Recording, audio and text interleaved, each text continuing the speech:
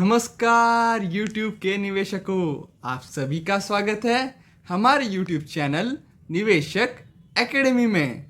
जैसे कि आप सभी ने दिल खोल के हमें सपोर्ट दिया है पोस्ट ऑफिस के वीडियोस के लिए और आप सबको जिस वीडियो का इंतज़ार था, जी हाँ, आज का वीडियो है नेशनल सेविंग सर्टिफिकेट पे, माने ही NSC, नेशनल सेविंग सर्टिफिकेट।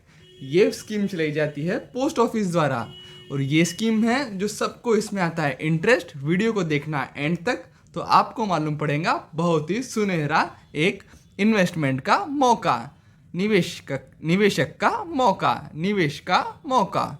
तो क्या है NSC account, national saving certificate? ये पोस्ट ऑफिस द्वारा दिए जाने वाली एक बेहतरीन स्कीम है।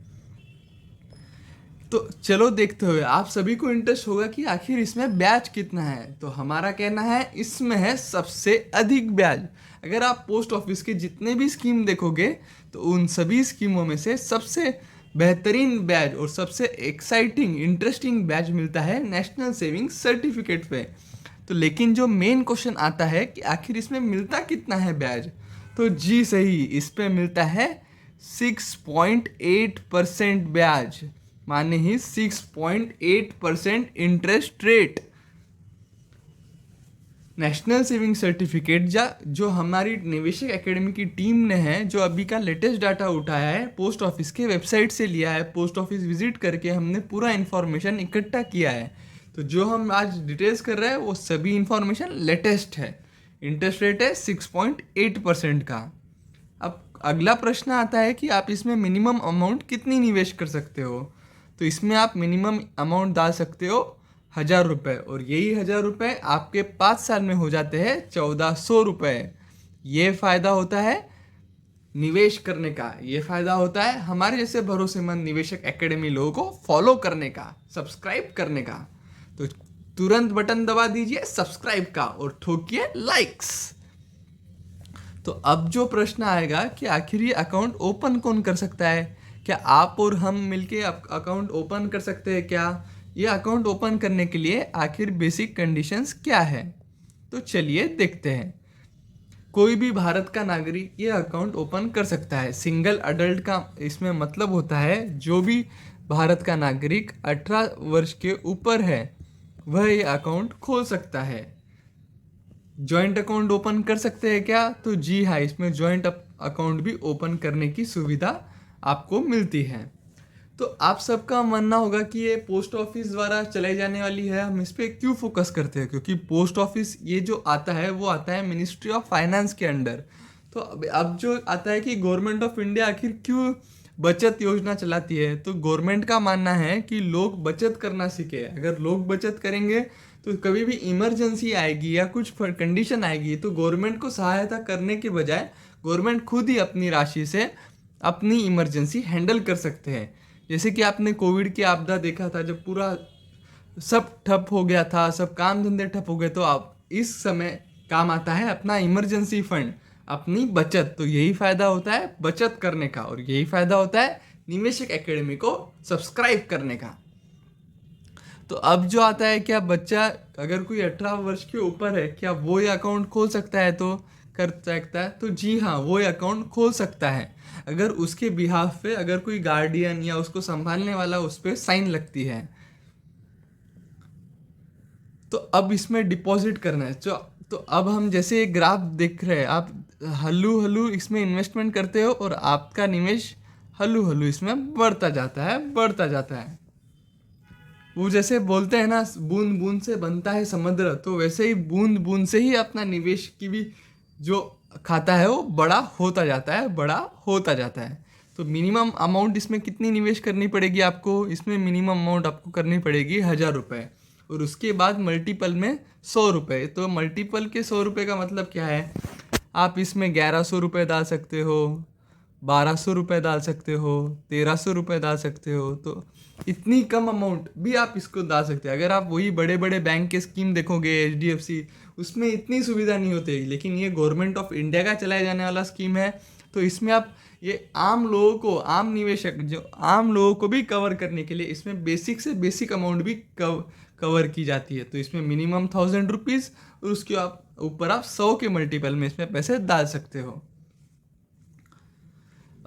तो अब जो क्वेश्चन आता है, क्या इसमें इनकम टैक्स का लाभ मिलता है क्या है, हम इसके बारे में डिटेल आगे भी देखेंगे, लेकिन क्वेश्चन का आंसर है जी हाँ, जी हाँ, इसमें मिलता है इनकम टैक्स बेनिफिट।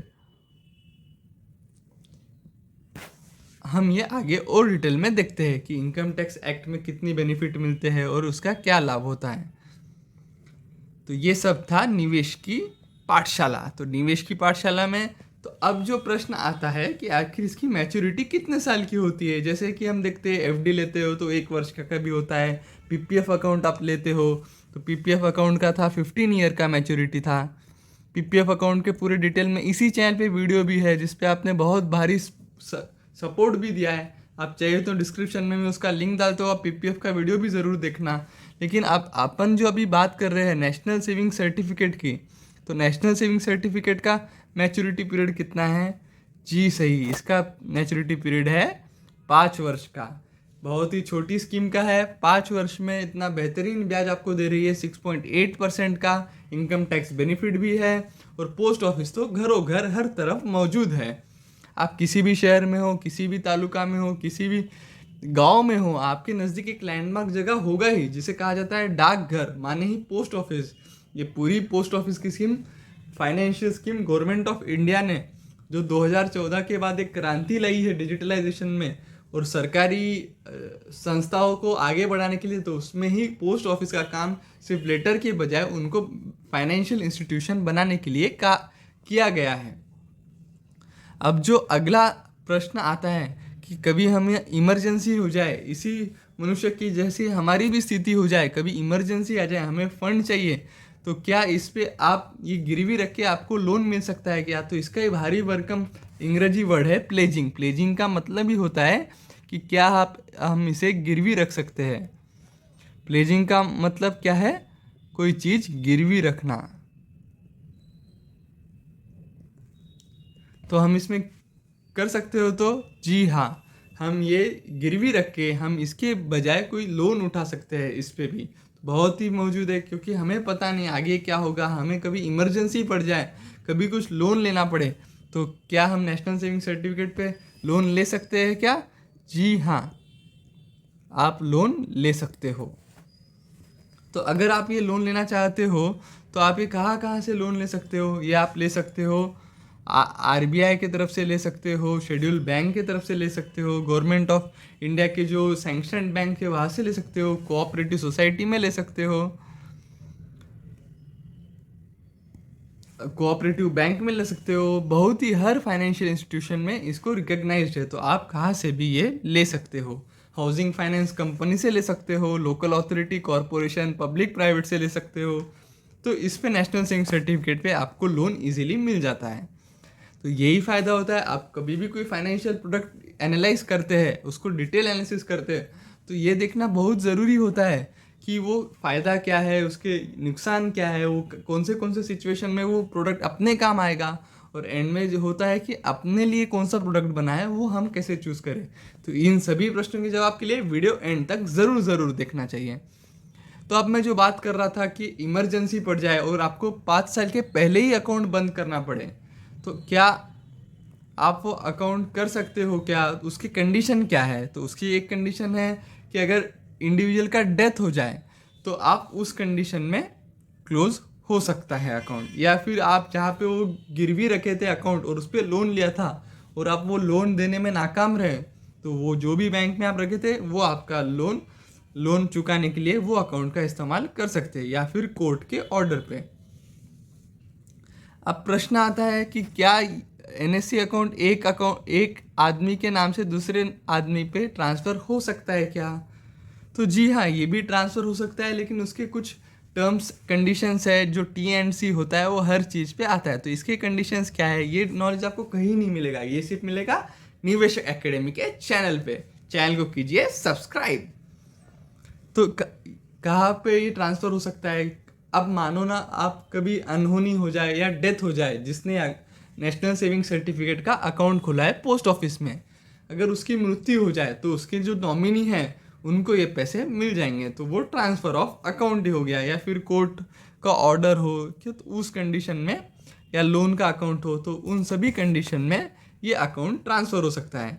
तो अब आप जो अब हमारे चैनल पे आए हो, निवेशक एकेडमी की टीम जो एनालिसिस की है, तो आखिर क्या कहना है निवेशक एकेडमी की टीम का, जो आप सबको बेसब्री से इंतज़ार रहता है हर पोस्ट ऑफिस स्कीम के बारे में हमारा क्या कहना है, ताकि एक अच्छा निवेशक आप बन सके और एक अच्छा डिसीजन ले सके।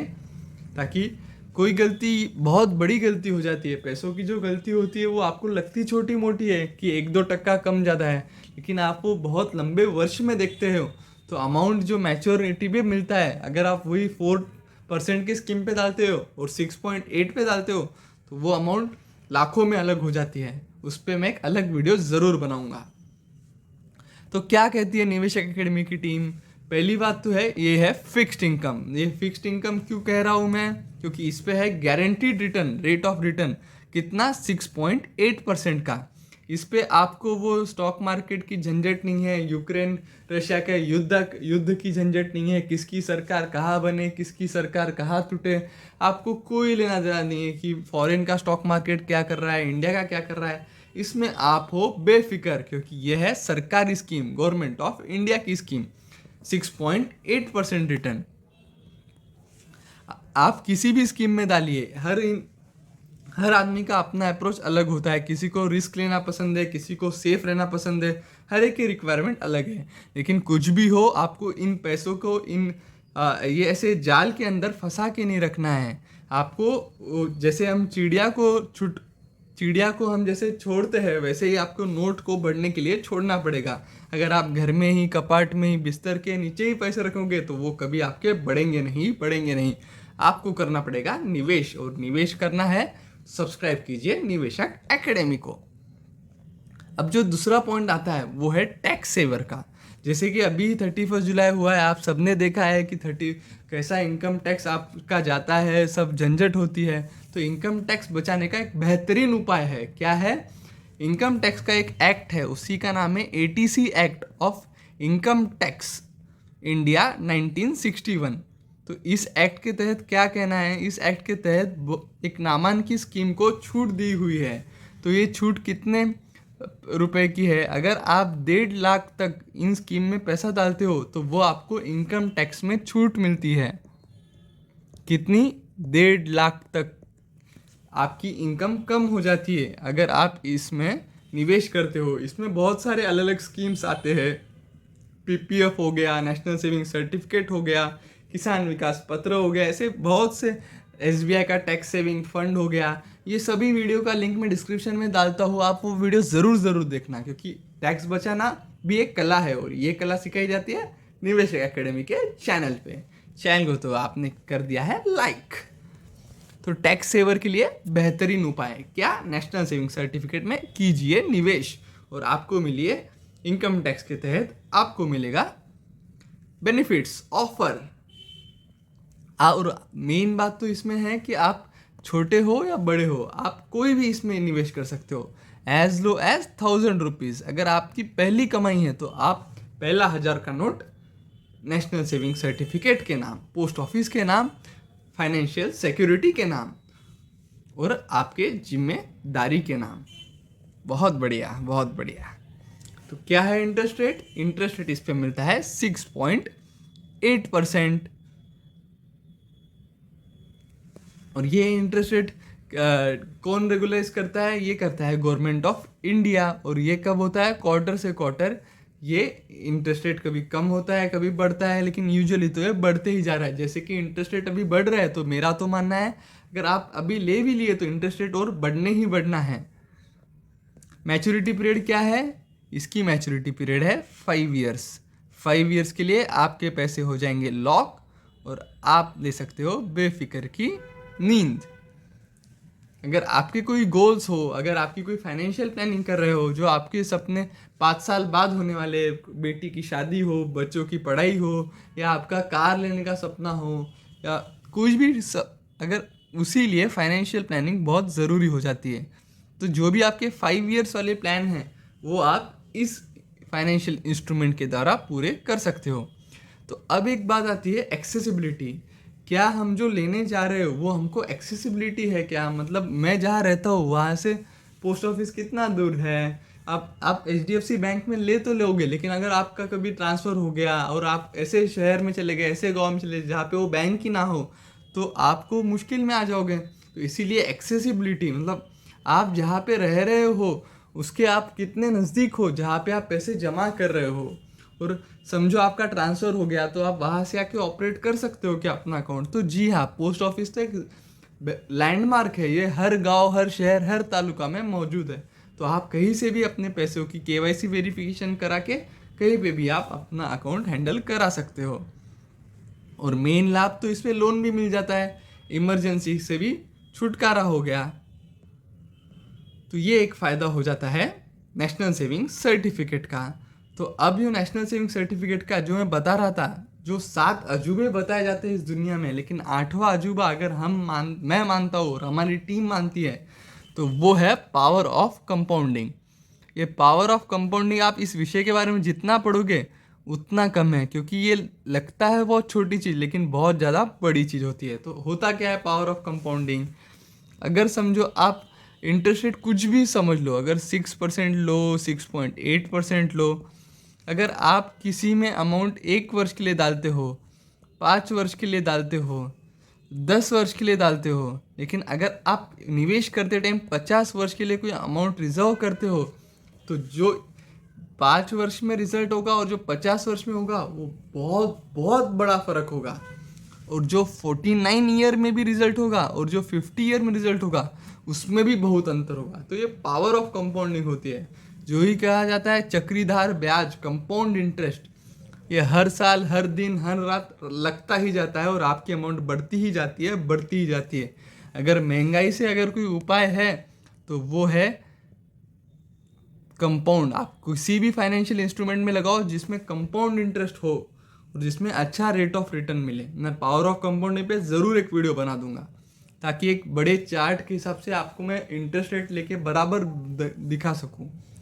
क्या इस स्कीम में आप नॉमिनेशन कर सकते हो का? तो जी हाँ, आप कर सकते हो। अगर आपकी किसी दुर्घटना में या कभी मृत्यु हो जाए तो आपकी पूरी ये संपत्ति आपके नॉमिनी को मिल जाएगी। तो प्री मैच्योर विड्रॉल भी इसमें है अलाउड। जी हाँ, इसमें प्री मैच्योर विड्रॉल भी अलाउड है। अगर आपको इमरजेंसी आ जाए तो आपने जो पैसे डाले हैं वो आप निकाल सकते हो, लेकिन वो सिर्फ होता है एक्सेप्शनल केस, जैसे कि डेथ हो जाए। ये तो मैं यूजुअली बोलता हूँ कि आप नहीं करना। अगर आप वैसे ही प्लानिंग करो, आप 5 वर्ष का ही लो। अगर वो डेथ हो जाए वो तो एक एक्स्ट्रा ऑर्डिनरी सिचुएशंस है। तो अब जो आता है, मैं जब से तारीफ ही कर रहा हूँ, लेकिन अब जो बात देखने में सी है कि जो आप देख रहे हो एनालिसिस, जो हमने इसी चैनल पे अलग वीडियो बनाया है। मैं तारीफ क्यों कर रहा हूँ? क्योंकि SBI टैक्स सेविंग स्कीम, आप मेरे डिस्क्रिप्शन में वीडियो भी बना हुआ है, आप देख लेना। उस पर आपको सिर्फ मिल रहा था 5.5% इंटरेस्ट रेट। वही पोस्ट ऑफिस का ही, वही बैंक, वही पोस्ट ऑफिस, वही लैंडमार्क, सब जगह वही है। नेशनल सेविंग सर्टिफिकेट भी आपको पोस्ट ऑफिस से मिल रहा है और पोस्ट ऑफिस का टर्म डिपॉजिट FD भी आपको पोस्ट ऑफिस से मिल रहा है। लेकिन आप अगर पोस्ट ऑफिस में 5 साल का FD कराते हो तो आपको उधर मिलते हैं 6.7% इंटरेस्ट रेट। और अगर आप वही नेशनल सेविंग सर्टिफिकेट लेते हो वही पोस्ट ऑफिस से इनकम टैक्स बेनिफिट के बाद, और आपको मिलता है 6.8% इंटरेस्ट रेट। तो ये फ़ायदा होता है एनालिसिस करने का, डीप एनालिसिस करने का, पूरी डाटा उठा के हमारी जो टीम मेहनत करती है डाटा एनालिसिस में। तो ये फ़ायदा होता है निवेशक एकेडमी को सब्सक्राइब करने का। तो हमारे चैनल निवेशक एकेडमी को कीजिए सब्सक्राइब। और जो नेशनल सेविंग सर्टिफिकेट था, 5 ईयर का टर्म पीरियड है, इनकम टैक्स में बेनिफिट है, इंटरेस्ट रेट है 6.8%। जो भी अभी मार्केट में इंटरेस्ट रेट चल रहा है सबसे अधिक यहाँ पे आपको इंटरेस्ट रेट अभी मिल रहा है।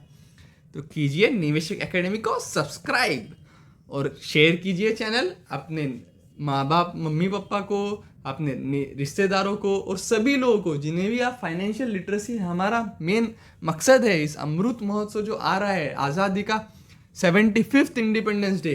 तो इस महीने तो हम फाइनेंशियल लिटरेसी लहरा दो, तिरंगा की जैसे फाइनेंशियल लिटरेसी का नॉलेज लहरा दो, लहरा दो, लहरा दो। कमेंट करके बताइए, फीडबैक दीजिए आपको और कौन से वीडियो पे और अलग कौन से टॉपिक पे आपको चाहिए वीडियो। आप सभी का इतना भरपूर सपोर्ट देने के लिए निवेशक एकेडमी की टीम की तरफ से बहुत बहुत बहुत बहुत बहुत बहुत धन्यवाद।